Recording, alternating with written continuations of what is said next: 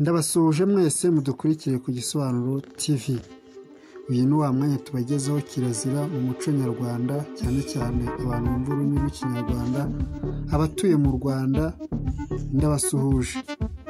Ibi birabareba cyane kurusha abandi bose kuko mwebwe munabyumva mu rurimi rwanyu gakondo. Ibintu tugiye kurebera hamwe ni ibireba bishywe cyane cyane ndetse na ba nyirarume.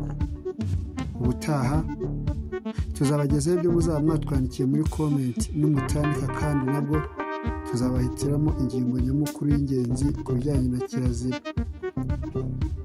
Umuntu azira gukora ku mwishywa we ntacyo amuhaye.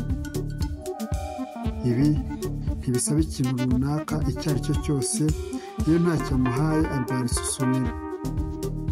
Icya kabiri, umwishywa ntiyajya mu rutoki rwa nyirarume ngo acemo urukoma, kuko ibi bituma urutoki ruhita rucika.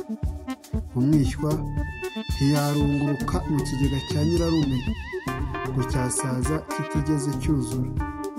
Ibi nibyo bita gukurura ubukene. Umwishywa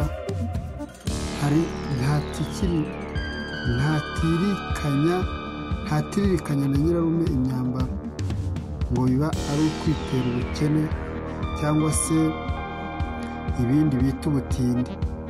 Umwishywa azira kugera mu buriri bwa nyirarume yaburaraho ngo biba ari ukumusurira nabi bikamukenya. Ibi nibyo bita gupfa vuba utagwije imyaka. Icya nyuma, umwishywa ntiyagera mu kiraro cya nyirarume.